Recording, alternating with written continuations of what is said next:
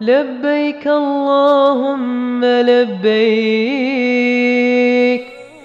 لبيك لا شريك لك لبيك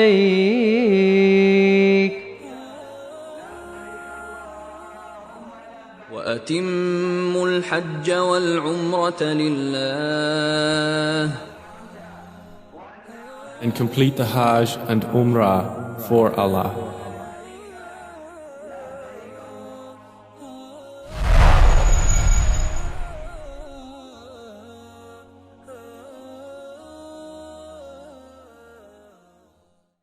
Assalamu alaikum, daily reminder. This is your brother Arij Anwar.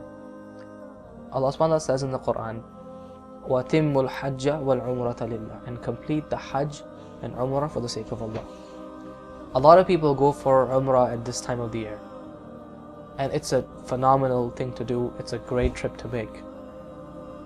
I wanted to talk about a few things that we can do on this trip, on the Umrah trip, that will make the trip so much better. The Umrah, the rites of Umrah, the rituals of Umrah generally take about a couple of hours at most to complete.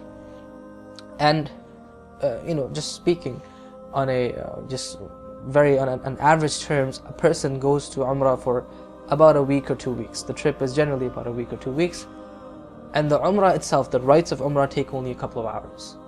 So what is it that a person should do in all the other time that they have there to maximize this trip, to really get the most out of it?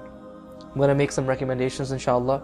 Even if you're not going for Umrah right now, this inshallah could serve as a incentive to start planning your Umrah trip. And even if you don't have any plans of going for Umrah in the near future, the reminder that you can get out of this inshallah is still going to benefit you.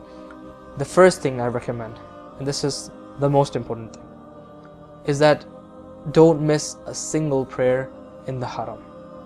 When we go to make Umrah, after we've done our Umrah, we have about a week or 2 weeks left. The task, the thing to make this trip extremely fruitful, the most important thing to make this trip extremely fruitful, is to make sure we don't even miss a single prayer in the Haram.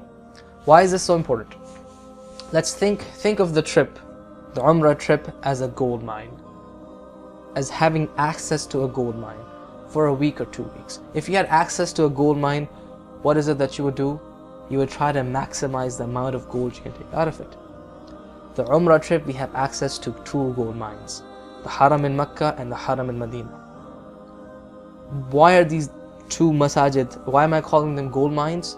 Because the Prophet ﷺ said, Salatun fi masjidi hadha, that a prayer in this masjid of mine, he's referring to the Haram in Medina, is better than 1,000 prayers that's prayed anywhere else. 1,000 prayers prayed anywhere else, illa al-Masjid al-Haram, except the Masjid al-Haram that's in Mecca. وَصَلَاتٌ فِي الْمَسْجِدِ الْحَرَامِ أَفْضَلُ مِنْ مِئَةِ صَلَاةٍ أو أَفْضَلُ مِنْ مِئَةِ أَلْفِ صَلَاةٍ, that the prayer that's prayed in al-Masjid al-Haram is better than 100,000 prayers. A normal prayer will get you reward. Our prayer in the Masjid of the Prophet will give you 1,000 times that reward. Subhanallah. And the prayer in the Haram of Mecca, that will give you 100,000 times more reward. That's why these 2 places are gold mines. When it comes to our akhirah, the divine reward that we get, this is why the most important thing that we can do to make the most out of our trip is to not miss even a single prayer in these masajid.